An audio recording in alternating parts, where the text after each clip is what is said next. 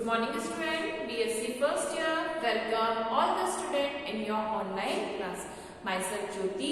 हम zoology paper first पढ़ रहे हैं जो कि है हमारा बायोडायवर्सिटी एंड इवोल्यूशन, या जिसको हम कहते हैं जैव विविधता व उद्विकास. तो इस जो बुक है उसमें हमने फर्स्ट यूनिट पढ़ रहे हैं. अब फर्स्ट यूनिट में हमारा जो टॉपिक चल रहा है वो है जैव विविधता को खतरे और उसके संरक्षण के उपाय. तो हमने जैव विविधता के खतरे यानी कि थ्रेट्स ऑफ बायोडायवर्सिटी हमने ऑलरेडी स्टडी कर लिए थे. अब हम आते हैं उनके कंजर्वेशन में. तो जो बायोडायवर्सिटी है उसके संरक्षण के लिए हमने बात करी थी कि संरक्षण हम किसी भी स्पीसीज को तब कर सकते हैं जब हमें पता हो कि कौन सी प्रजाति विलुप्त होने वाली है या कौन सी प्रजाति इस कैटेगरी में आ गई है कि वो खत्म होने वाली है. तो इसके लिए जो संस्था कार्य कर रही थी वो हमने पढ़ी थी. एक अंतरराष्ट्रीय संस्था है या जिसको हम कहते हैं एक इंटरनेशनल ऑर्गेनाइजेशन है IUCN.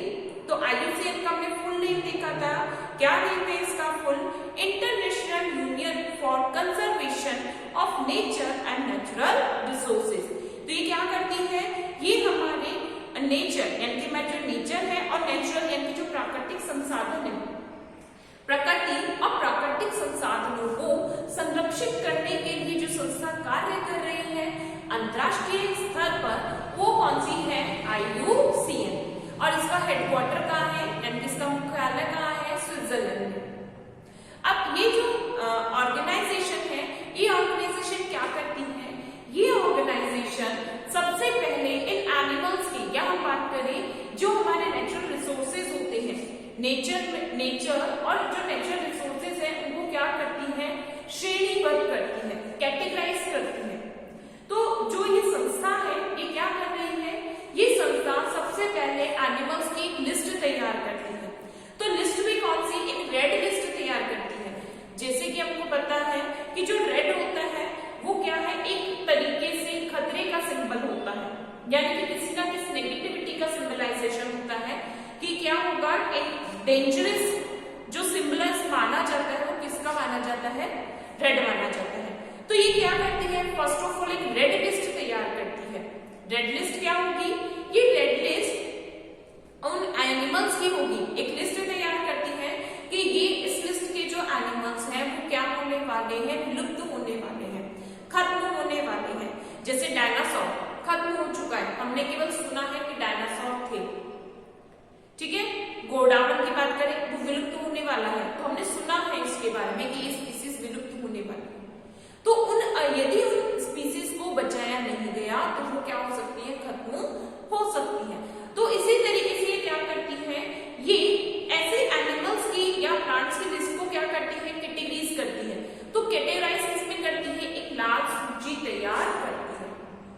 और इन लाल सूची वाली जो एनिमल्स होते हैं उनको एक बुक में दर्शाया जाता है या बुक में प्रकाशित किया जाता है. और वो बुक कौन सी होती है? यानी जो रेड लिस्ट होती है उस रेड लिस्ट को हम कहां से ले सकते हैं? एक बुक में उसे पब्लिश किया जाता है और उस बुक का नेम आता है रेड डाटा बुक. यानी कि ये रेड डाटा बुक क्या कर रही है? ये बुक हम उन एनिमल्स के बारे में नॉलेज कर सकते हैं जो कि बिल्कुल क्या हो रहे हैं?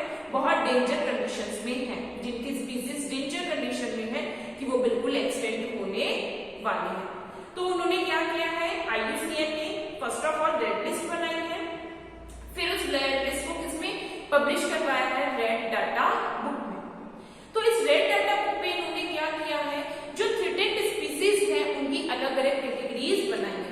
तो हमने देखा कि फर्स्ट ऑफ ऑल जो थ्रेटेड स्पीसीज होती है उनको हमने मेजरली 3 कैटेगरीज में डिवाइड किया है. कौन कौन सी? गंभीर संकटग्रस्त जातियां जिनको हम कहते हैं क्रिटिकल स्पीसीज. सेकेंडली अगर हम बात करते हैं एंडेंजर्ड स्पीसीज या हम क्या कहते हैं? संकटग्रस्त जातियां. और तीसरी कैसी होती है? संभावी संकटग्रस्त. तो इनकी कैटेगरीज क्या हो गई कि क्रिटिकल जो बिल्कुल स्पीसीज है, संकटग्रस्त जो प्रजातियां हैं वो कैसी हैं कि ये तो अगर हमने इनको कंजर्व नहीं किया तो बिल्कुल विलुप्त होने वाली है. मतलब कि 5 इयर्स के बाद या 2 जनरेशन के बाद ये जातियां पूरी तरीके से विलुप्त हो जाएंगी. 50% स्पीसीज क्या हो जाएगी? एक्सटेंट हो जाएगी. तो कौन सी होती है? क्रिटिकल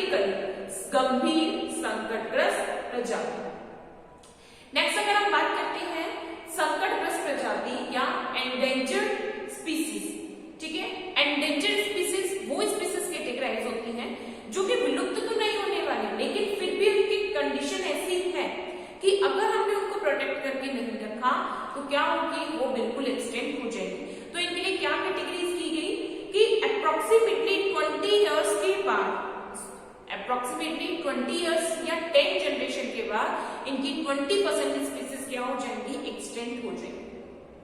और लास्ट जो आती है हमारी वल्नरेबल स्पीसीज, ये कैसी है, ये स्पीसीज उस कैटेगरी यानी किस कैटेगरी में वो स्पीसीज आती हैं जो कि 100 इयर्स के बाद यानी ये विलुप्त तो नहीं है, ठीक है, लेकिन फिर भी अगर हमने इनको स्पेयर नहीं किया, यदि हमने उनको संरक्षित नहीं किया तो 100 इयर्स के बाद इनकी जो 10% जो जनरेशन है वो क्या हो जाएगी, एक्सटेंट हो जाएगी। तो मेजर भी हमने इनकी 3 कैटेगरीज यानी हार्डली 3 कैटेगरीज है, उसके अलावा और भी अदर कैटेगरीज में हमने एनिमल्स को डिवाइड किया है, जो कि कैसे होने वाले हैं, डिस्ट्रॉय या किसमें बायोडाइवर्सिटी से लॉस्ट होने वाले हैं। तो नेक्स्ट हम जो लिख रहे थे वो कौन सी स्पीसीज है, संकट संभाव्य। कौन सी स्पीसीज है, संकट संभाव्य या वल्नरेबल स्पीसीज लिखेंगे। यदि जाति गंभीर संकटग्रस्त ना हो, यदि जाति गंभीर संकटग्रस्त ना हो, परंतु इसके अधिक खतरे की श्रेणी में आने की, परंतु इसके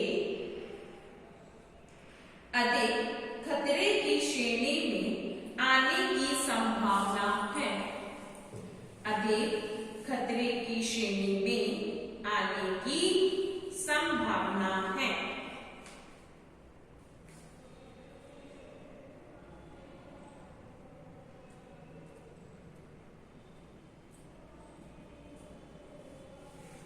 नेक्स्ट लिखेंगे गंभीर संकटग्रस्त, क्रिटिकल एंडेंजर्ड।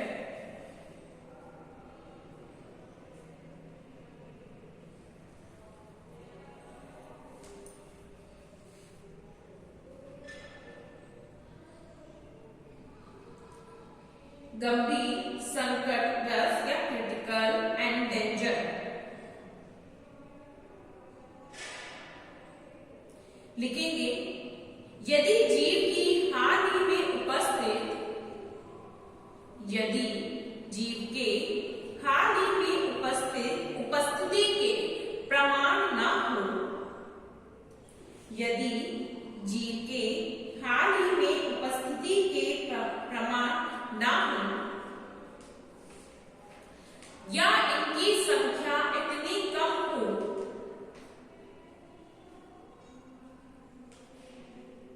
या इनकी संख्या इतनी कम हो कि ये जल्द ही विलुप्त होने वाले हैं, जल्द ही विलुप्त होने वाले हैं।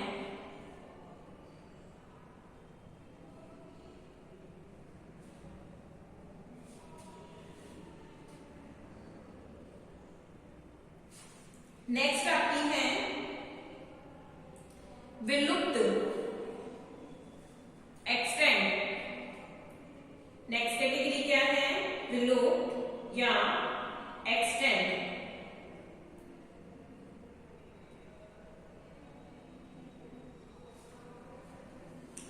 लिखेंगे ऐसी जातियां जो प्रकृति में कभी भी जीवित नहीं पाई जाती,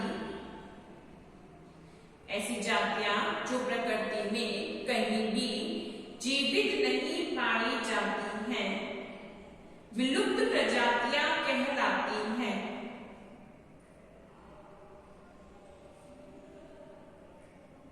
विलुप्त प्रजातियां कहलाती हैं, जैसे डोडो पक्षी,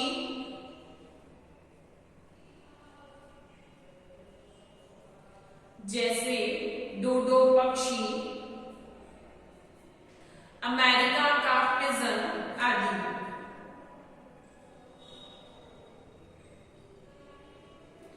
डोडो पक्षी व अमेरिका का पिजन आदि। ठीक है, एक्सटेंड मतलब ये जातियां अब कहीं पर भी नहीं मिलती है, पहले थी लेकिन अब इनके क्या मिलते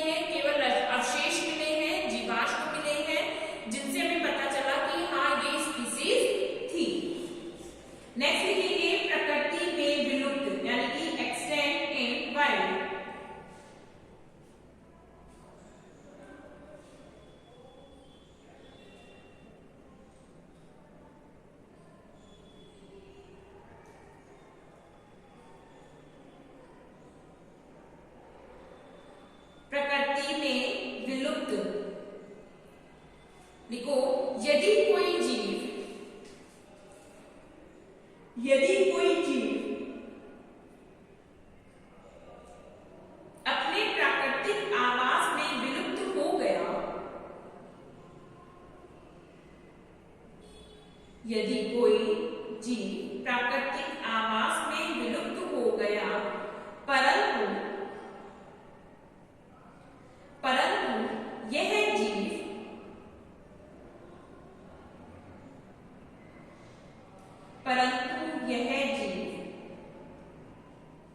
जंतु आल्य में जीवित हो या पालतू हो, परंतु यह जीव जंतु आल्य में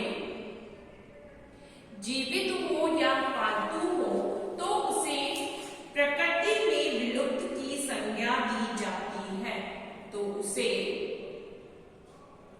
प्रकृति में विलुप्त की संज्ञा दी जाती है। जैसे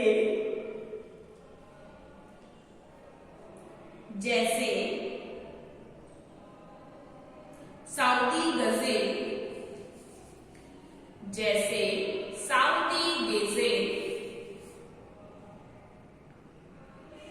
सहारा ऑरिक्स, सहारा ऑरिक्स इस श्रेणी में आने वाले जीव हैं। इस श्रेणी में आने वाले जीव हैं।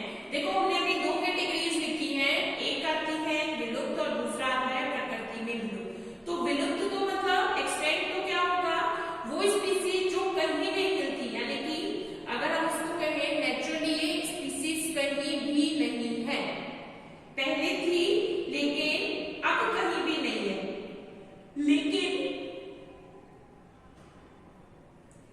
जो सेकंड कैटेगरी है प्रकृति में विलुप्त, इसका मतलब क्या है कि नेचुरली कहीं नहीं है, लेकिन हमने इसको क्या कर रखा है, इसको हमने कंजर्व करके क्या रख रखा है, जंतु आल्य में रख रखा है।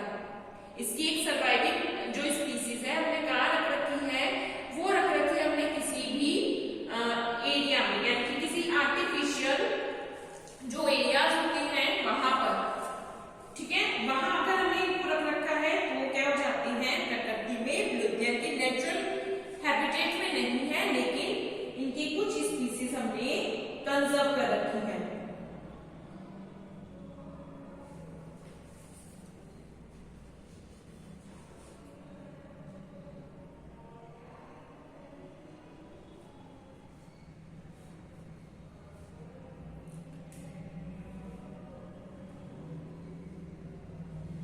अब नेक्स्ट जो आती है वो आती है हमारी निम्न संकट ग्रस्त जाति।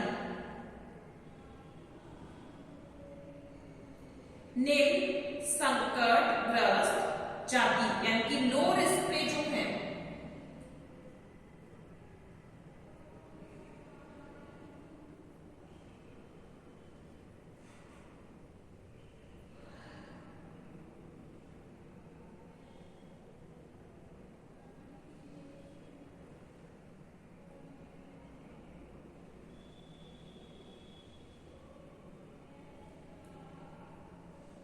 लिखेंगे यदि जाति का संकट कम हो, यदि जाति पर संकट कम हो तो उन्हें इस सूची में शामिल किया जाता है। यदि इन जीवों की जाति पर संकट कम हो तो उन्हें इस सूची में शामिल किया जाता है। नेक्स्ट लिखेंगे आंकड़े अपर्याप्त, डाटा डेफिशिएंट, यानी कि इनके जो डाटाज है वो प्रॉपर नहीं है। लिखेंगे आंकड़े अपर्याप्त।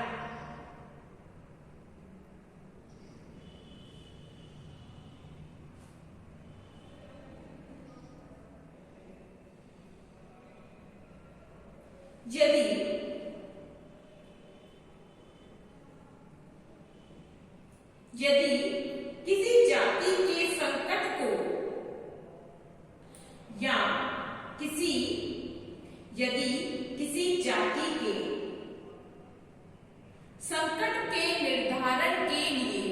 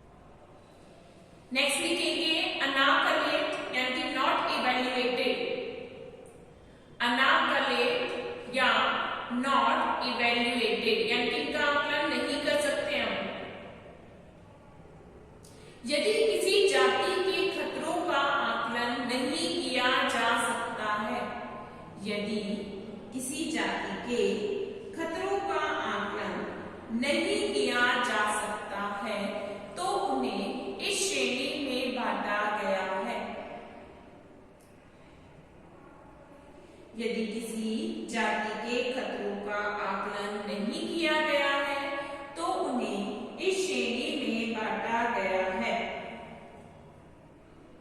और लास्ट आता है खतरे से बाहर, आउट ऑफ डेंजर।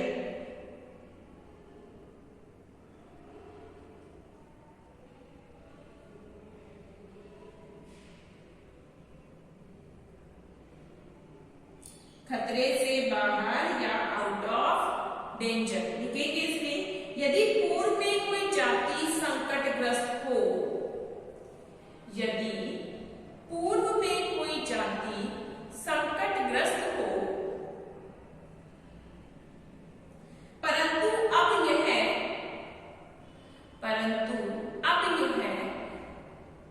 खतरे से बाहर हो, पूर्व में कोई जाति संकटग्रस्त हो परंतु अब यह खतरे से बाहर हो, तो उन्हें इस श्रेणी में रखा जाता है।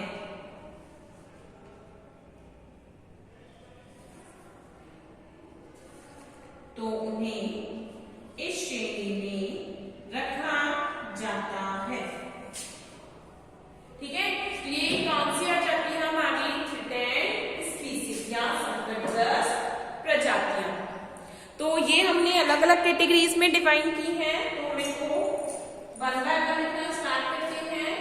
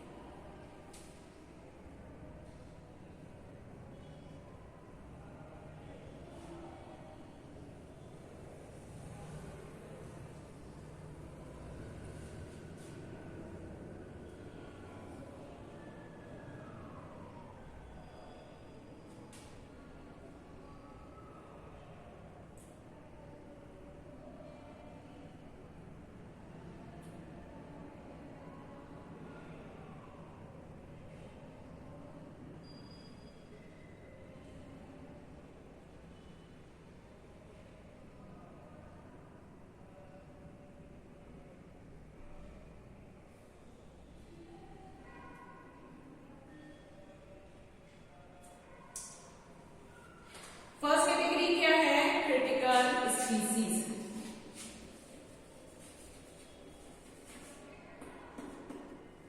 Critical species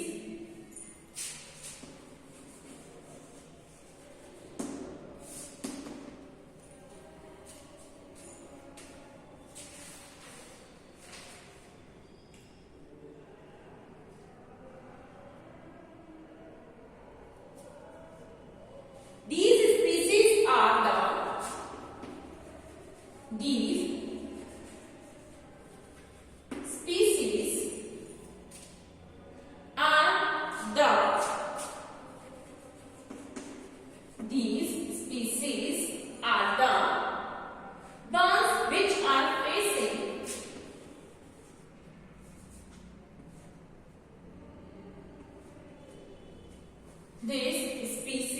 are the ones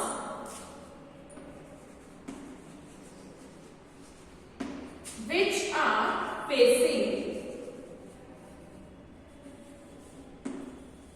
are facing an extremely high risk and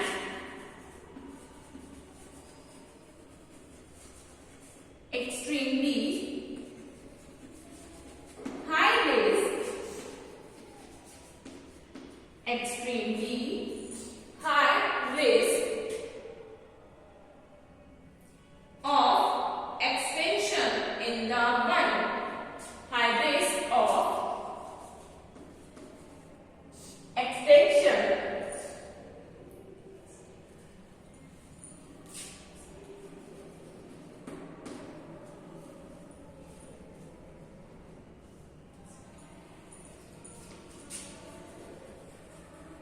extinction in the world. These species are the ones which are facing an extremely high risk of extinction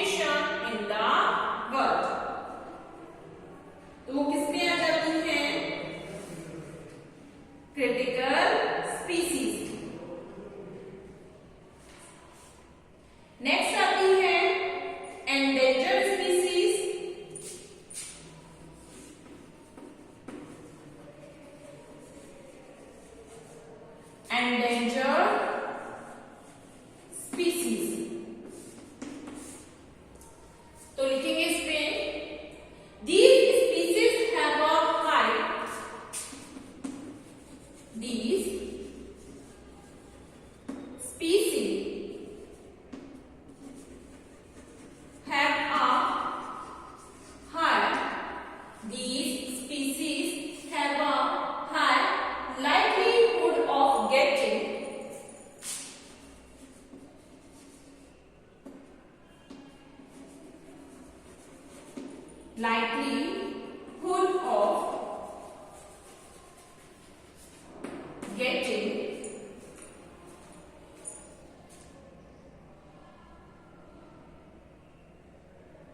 extend in near future. Extend in near future. Extend in near future.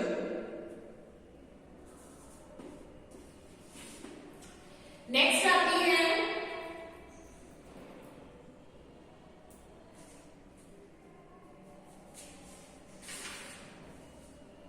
Vulnerable species.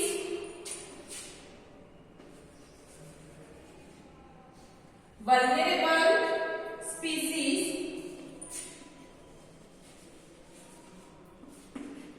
VU. इसका क्या होता है EN. Endanger का क्या है EN. और critical क्या होता है क्रिटिकल एंडेंजर का CR. सिंबलाइजेशन है इनका CR क्रिटिकल एंडेंजर. तो वल्नरेबल स्पीसीज का क्या है दीज स्पीसीज में become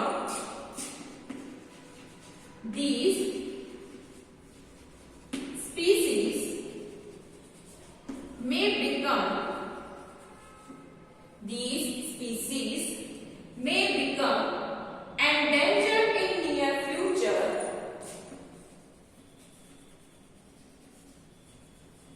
Endangered in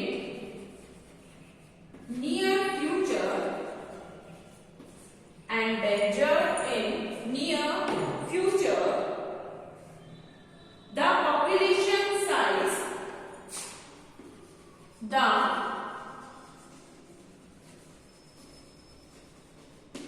population size.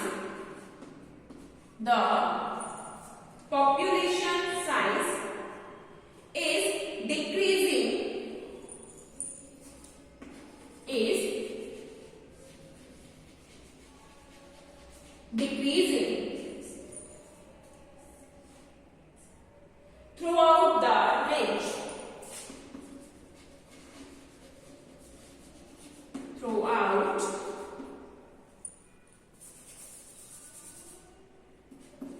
the range.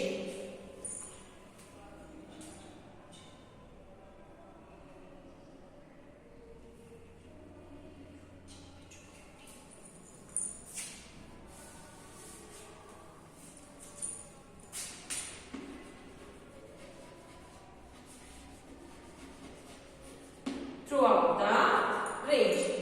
Next category आती है हमारी एक्सटेंड.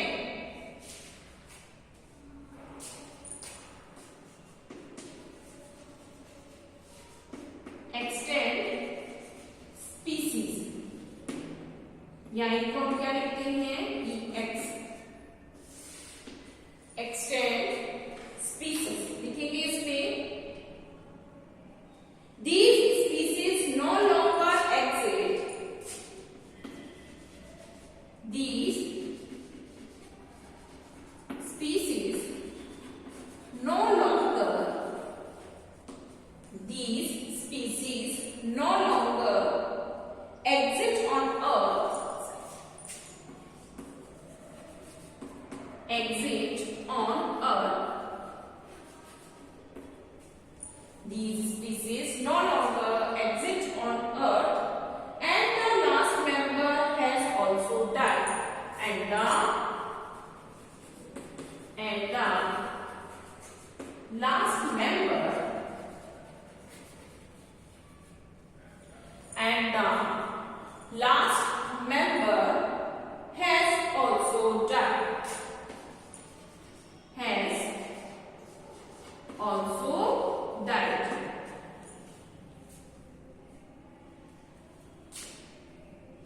नेक्स्ट वेक्टर है extinct, extinct in the wild, extinct in the wild यानी कि EW.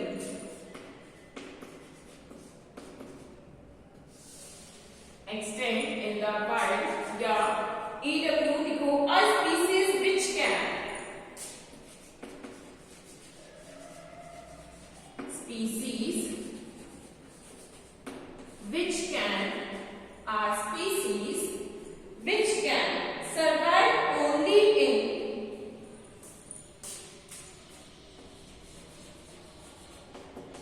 survive only in cultivation, survive only in cultivation,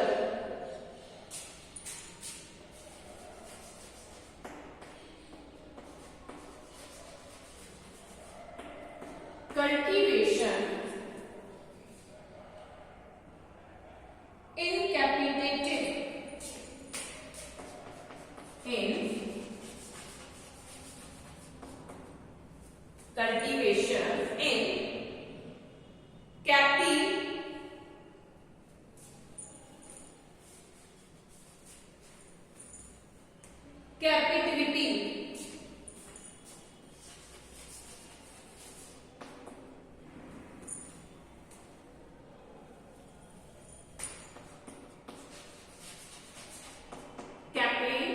captivity, survive only in cultivation and captivity.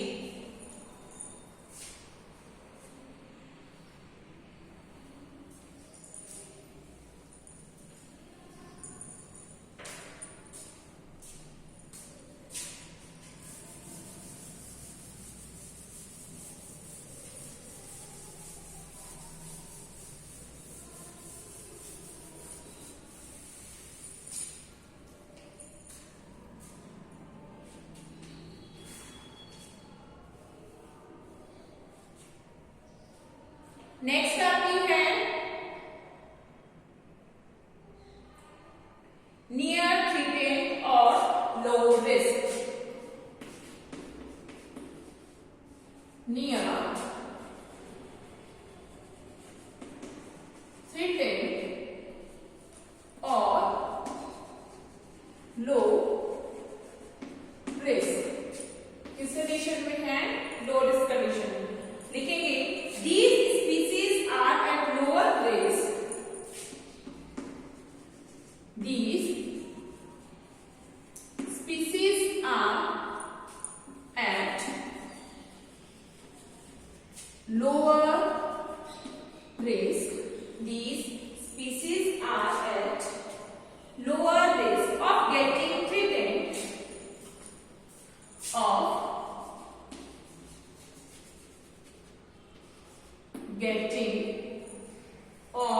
getting threatened,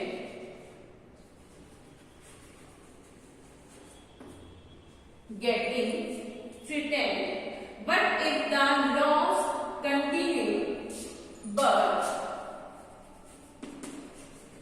if loss continuing,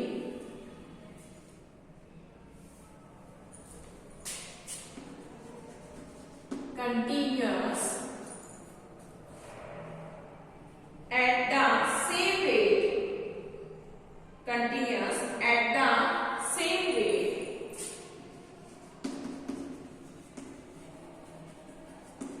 at the same rate,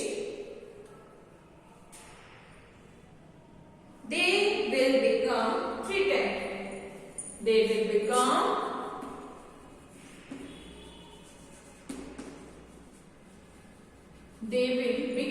threatened.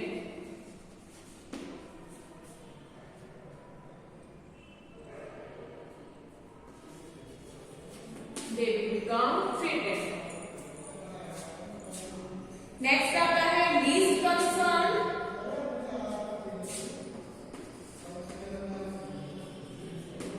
Least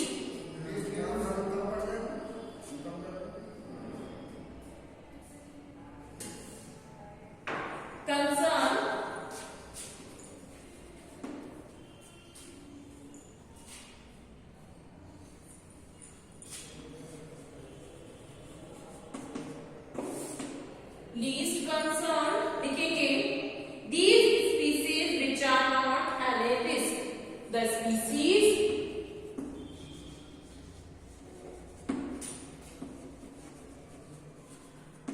which are not the species which are not any risk.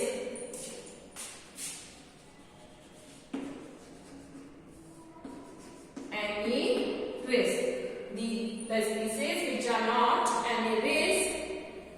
Next आता है not evaluated.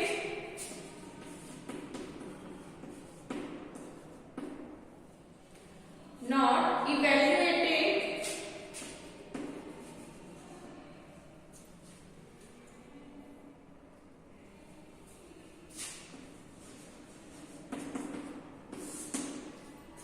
लिखेंगे इसमें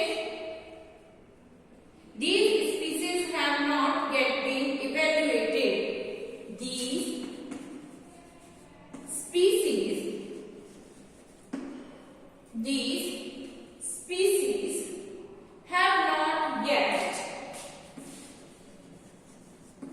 have not yet been. These species have not yet been evaluated.